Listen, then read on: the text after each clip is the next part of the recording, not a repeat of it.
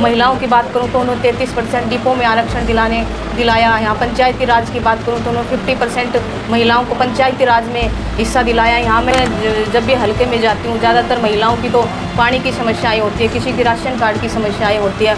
और हमारे बवानीखेड़ा शहर में मैं देखती हूँ कि 7-8 गाँवों के अंदर ऐसे हॉस्पिटल्स की सुविधा होनी चाहिए। बीजेपी के खिलाफ में वोट मांगा, फिर बीजेपी के साथ में जाकर के चले गए, तो वह गठबंधन में रहे तो अपने काम करवा पाए वहाँ पर। अगर ऐसी सिचुएशन सामने आती है तो क्या दोबारा से वो बीजेपी के साथ में चले जाएंगे? जैसे हैं रिजर्व कॉन्स्टिट्यूंसी के अंदर बैठ करके जिस तरीके से जो बाकी जो 1100 जातियों का जो बहिष्कार उन्होंने भारत बंद का आह्वान करके किया गया था, तो क्या लगता है कि जो रिजर्व कॉन्स्टिट्यूंसी जो दिख रही है, क्या वो आपको जो बाकी जो जातियाँ आपको साथ देंगी? अमेंडमेंट हुआ था SC/ST एक्ट के अंदर 2016 के अंदर, उसको लागू कर दिया गया था। आप कांग्रेस ने उसको लागू एक अमेंडमेंट तो कर दिया था, लेकिन वह आज तक लागू नहीं हुआ है। एक्सक्लूसिव स्पेशल कोर्ट को किसी भी स्टेट के अंदर सामने नहीं देखा गया है। देखो जी, कोई भी रिजर्व कैटेगरी का जो आदमी है उसको आज तक बोलने की हिम्मत भी नहीं कर पा रहा है। नहीं, ऐसी तो कोई बात नहीं जी, बोलने का अधिकार तो सभी को, ऐसा तो कोई बात नहीं है। बोल नहीं पा रहे हैं, ये बात है। अब बोल नहीं पा रहे वो उनकी बात है, बोल तो सभी पाते हैं। ये अधिकार तो जी संविधान में लिखा हुआ है। हरियाणा स्टेट के ऊपर भी जी ज़्यादातर हमें देखो जी किसान परेशान है, और हम किसानों का पूरा हमारे दुष्यंत भाई चौटाला ने किसानों का पूरा साथ भी दिया है। उनकी 24 घंटे में पेमेंट आ जाती थी। विधानसभा चुनाव चला हुआ है और एक बहुत ही ज़्यादा चौंकाने वाली बात है कि हरियाणा में जिस तरीके से लोकसभा का जो चुनाव हुआ है उसके जो रिज़ल्ट हैं वह बहुत ज़्यादा चौंकाने वाले थे, क्योंकि रूलिंग पार्टी ने आधी सीटें ले ली थी उसके अंदर से। अब हरियाणा का विधानसभा चुनाव आ गया है और यह ज़्यादा लंबा समय नहीं था, लेकिन केवल 6 महीने के आसपास में इसके दोनों चुनावों के बीच का समय था। पहले लोकसभा चुनाव हुए, 6 महीने के बाद विधानसभा चुनाव आ गए हैं। विधानसभा चुनाव के अंदर बहुत सारी पार्टियों ने अपने कद्दावर जो उम्मीदवार हैं वह उतार रखे हैं। अब हम लोग बवानीखेड़ा का जो चुनाव है वह हम लोग कवर कर रहे हैं। बवानीखेड़ा 59 विधानसभा इसको कह रहे हैं। बवानीखेड़ा के अंदर एकमात्र जो महिला उम्मीदवार हैं वह हम लोग आपके सामने उनके साथ में बात करेंगे। महिला उम्मीदवार यह काफ़ी लंबे समय से एक क्षेत्रीय पार्टी के साथ में जुड़ाव है, और क्षेत्रीय पार्टियां जो है वह आपने देखा होगा कि जनता की जो मूल समस्या है उनके ऊपर ज़्यादा जल्दी काम करती हैं। सबसे पहले तो मैं आपके चैनल का धन्यवाद करती हूँ, और मेरे सभी अधिकारी जो मेरे साथ लगातार फील्ड में वर्क कर रहे हैं, और मेरे सभी बवानीखेड़ा वासियों का, उन सभी का मैं धन्यवाद करती हूँ। और रही बात मेरे गांव की खरक की या धामाड़ खाप कह लो उसको, तो धामाड़ खाप में मैं ज़्यादातर रही हूँ, उनके सुख दुख में शामिल रही हूँ। तो धामाड़ खाप का मेरे ऊपर पूरा आशीर्वाद है, और हमारे गांव ऐसे गांव से बाहर वो वोट नहीं डालेंगे। आपको पूरा भरोसा है कि जो धामाड़ खाप के जो गांव है वह आपके साथ में है? जी जी। बहुत बार ऐसा कुछ क्लिप सामने आई है कि धामाड़ खाप ने उसको समर्थन कर दिया है, उस पार्टी को समर्थन कर दिया, वो कैंडिडेट धामाड़ खाप के साथ में जा कर के मिला है। अभी कुछ टाइम पहले एक बात आई, खरक गांव में एक पंचायत हुई थी, उन्होंने एक कैंडिडेट है विकास नाम का, उसको समर्थन दे दिया है। नहीं, ऐसी कोई बात नहीं है। और धामाड़ खाप की हमारी 12 गाँव है, उसमें हमारे 12 गाँव की कोई पंचायत नहीं हुई, ना कोई विकास के बारे में और ना किसी के बारे में हुई है। लेकिन धामाड़ खाप के हमने भी 2 बार आदमी इकट्ठे करे हैं, उन्होंने मुझे पूरा विश्वास दिलाया। और जहाँ तक मैं उनकी बात करूँ तो हमारे गांव हमेशा ऐसे रहे हैं जो उन्होंने गांव से बाहर वोट कभी नहीं डाला। अगर आप देखा जाए कि आप एक ऐसी पार्टी के उम्मीदवार हैं जो कि ज़मीन से जुड़े हुए हैं, और एक जननायक इनका जो नाम है, जो उनके दादाजी के नाम पर है, तो देवीलाल उनका एक बहुत बड़ा नाम रहा है हरियाणा के अंदर। उनकी एक उम्मीद थी कि जो क्षेत्रीय जो विकास है वो भले उस क्षेत्र का जो नाम है ऊंचा करके फिर उसका क्षेत्रीय विकास किया जाना चाहिए। बवानीखेड़ा जो है वह उपमंडल की तरफ बढ़ता हुआ नज़र आ रहा था, लेकिन भाजपा की सरकार में केवल ये अटका हुआ सा दिख रहा था। तो उपमंडल होने के बाद में जो बवानीखेड़ा का जो विकास है वो चारों तरफ से अच्छे तरीके से हो पाएगा, लेकिन उपमंडल की जो बात है वो सपनों में ही रही है। उपमंडल के बारे में आप क्या सोचती हैं?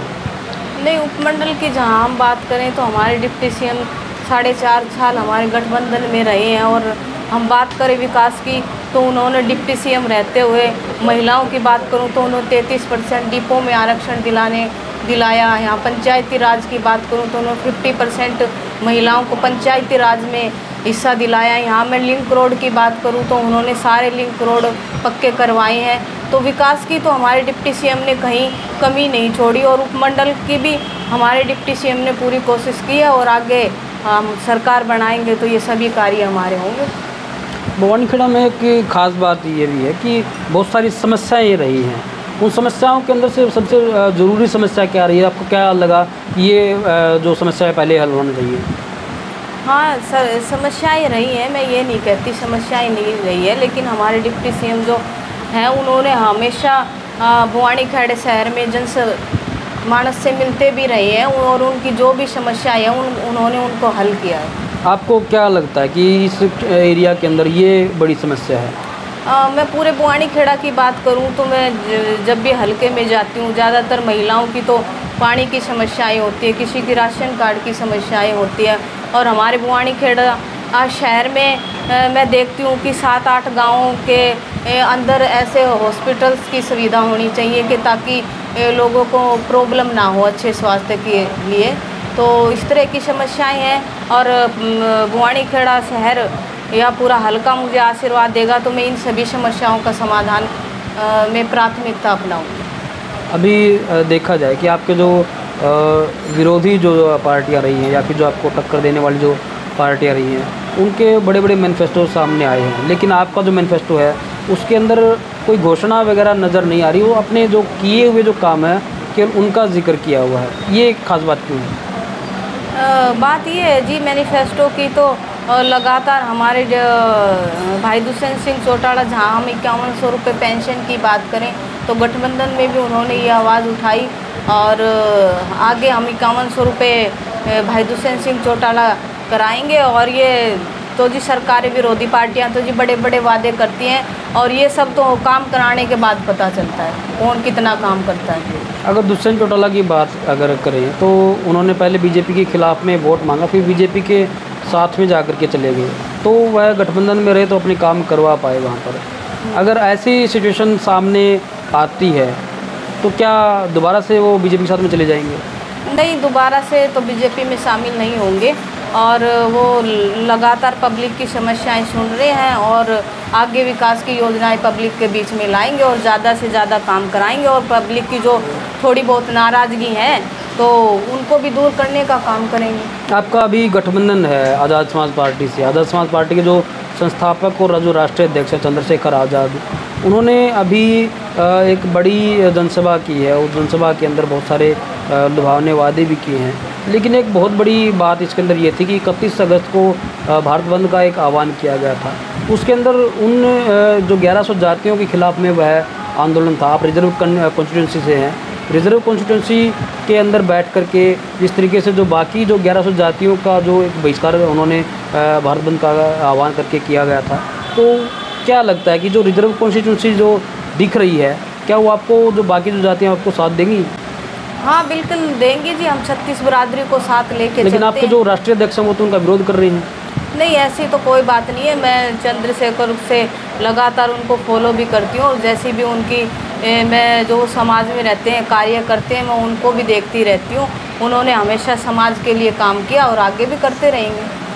नहीं, जो भारत बंद की जो एक बड़ी कॉल दी गई थी, भारत बंद लगभग पूरे इंडिया के अंदर कॉल दी गई थी, लेकिन वो हुआ नहीं, वो एक अलग बात है। कुछ जगह पर हुआ था, लेकिन एक आवाज़ उठाई गई थी जो 1100 के आसपास में जो जातियाँ हैं उनके अधिकारों के खिलाफ में वैसी बात की गई थी। देखो, जहाँ चंद्रशेखर की बात जो सरकार में आने के बाद में ऐसा कोई बिल सामने आ जाए, नहीं देखो, मैं इतनी लंबी चौड़ी बात तो नहीं कह सकती, लेकिन चंद्रशेखर की बात करूँ तो वो हमेशा समाज से जुड़े हुए हैं, और वो उन्होंने कभी किसी के साथ गलत नहीं किया। वो उनकी जो एक भावना है, विचार, वो समाज को जगाने की, उनको समाज के अंदर चाहते हैं कुछ बदलाव हो। हाँ जी।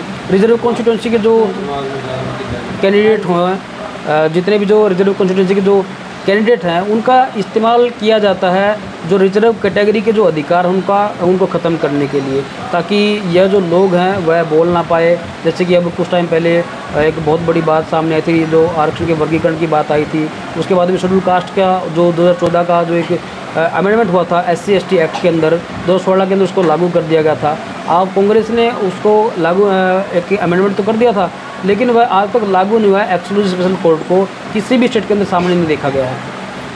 देखो जी, कोई भी रिजर्व कैटेगरी का जो आदमी है उसको आज तक बोलने की हिम्मत भी नहीं कर पा रहा है। नहीं, ऐसी तो कोई बात नहीं है जी, बोलने का अधिकार तो सभी को है, ऐसा तो कोई बात नहीं है। बोल नहीं पा रहे ये बात है। अब बोल नहीं पा रहे वो उनकी बात है, बोल तो सभी पाते हैं, अधिकार तो जी संविधान में लिखा हुआ है, ऐसा तो कोई है ही नहीं कि बोल नहीं सकता। तो क्या चाहते हैं आप, जैसे कि अगर आप लोग भवानीखेड़ा के अंदर पानी की व्यवस्था है एक बहुत ज़्यादा ठप पड़ी है, लगभग 6-7 महीने से बहुत ज़्यादा परेशान है भवानीखेड़ा शहर के लोग भी हैं, और लगभग पूरा जो भवानीखेड़ा 57-58 जो गांव है वह भी परेशान है। उसके साथ में एक खास बात यह भी कि बिजली की समस्या बहुत ज़्यादा यहाँ पर, स्कूलों की समस्या है क्योंकि बीजेपी ने बहुत सारे स्कूल भी अभी बंद किए हैं। और उसके साथ में एक खास बात आपने देखी भी होगी कि जो स्कूल बंद हुए हैं उससे जो एजुकेशन के ऊपर जो बहुत बड़ा प्रभाव हुआ है, जो महंगाई जो है वह एजुकेशन के अंदर देखी जाने लगी है। एजुकेशन के अंदर देखने के साथ में जो 4 लाख के अंदर आसपास में जो मेडिकल पढ़ाई होती थी वो 40 लाख तक पहुंच गई है। इसके ऊपर आपका क्या स्टैंड है? इसके ऊपर तो मेरी विचारधारा ये है जी, जहाँ हम शिक्षा की बात करें और स्कूल बंद हो जाते हैं तो इससे बच्चों को बहुत ज़्यादा फ़र्क पड़ता है, उनकी पढ़ाई पे फ़र्क पड़ता है, उनके भविष्य पे फ़र्क पड़ता है। अगर मैं बात करूं तो बीजेपी तो सदा जी पूंजीपतियों की सरकार रही है, उन्होंने गरीब तबके के ऊपर देखने का काम नहीं किया। और ये इस तरह की जो समस्याएं हैं, पानी के हल्के में जो भी समस्याएं, हमारे जी गांव से बिशंबर वाल्मीकि विधायक थे, उनकी कमियां रही हैं और जो कमियां रही हैं उनको जी हम पूरा करेंगे। अगर बात की जाए, ये तो होगी हल्के की बात है, अगर बात की जाए हरियाणा स्टेट के भी कुछ मुद्दे होंगे, वो उनके ऊपर कैसे पकड़ा आपकी? हरियाणा स्टेट के ऊपर भी जी ज़्यादातर हमें देखो जी किसान परेशान है, और हम किसानों का पूरा हमारे दुष्यंत भाई चौटाला ने किसानों का पूरा साथ भी दिया है, उनकी 24 घंटे में पेमेंट आ जाती थी, इस तरह की सुविधाएं उन्होंने दी है। और लगातार हम किसानों के बीच रहेंगे और उनकी आवाज़ उठाएंगे, क्योंकि जी किसान ही वो अन्नदाता है जो जिससे कि वो सारा हमारा देश चलता है, पब्लिक चलती है, किसानों के कारण ही तो जिंदा है जी। और कोई ऐसा मुद्दा जनता से क्या अपील करेंगे आप? क्योंकि बस जनता से ये अपील करती हूँ कि पहले तो जनता को मैं अपना नमस्कार देना चाहती हूँ और सभी भवानीखेड़ा वासियों से ये रिक्वेस्ट निवेदन प्रार्थना करती हूँ कि आप एक वोट चाबी के निशान पर डालकर मुझे विजयी बनाने का काम करें, और उनके लिए दुआ करती हूँ कि वो स्वस्थ रहें और उनकी जो भी समस्याएं हैं मैं उनको प्राथमिकता देकर उनका समाधान कर सकूँ। बहुत बहुत धन्यवाद। ये थी गुड्डी लांघ्यान, यह भवानीखेड़ा विधानसभा से एकमात्र महिला उम्मीदवार हैं, उसके साथ में युवा हैं, कुछ जो जानकारियां हैं उनको करने का एक जुनून है, जो तमाम जो अभी जो फ़िलहाल के जो मुद्दे हैं उनके ऊपर की अच्छी पकड़ है। उम्मीद करते हैं कि जिस तरीके से भवानीखेड़ा का जो एक भविष्य है वह अभी तक तो डाल मडोल रहा है, लेकिन एक उम्मीद हम लोग ऐसा जताते हैं कि भवानीखेड़ा का जो भविष्य है वह आने वाले समय में बहुत अच्छे हाथों में जाएगा। Thank you.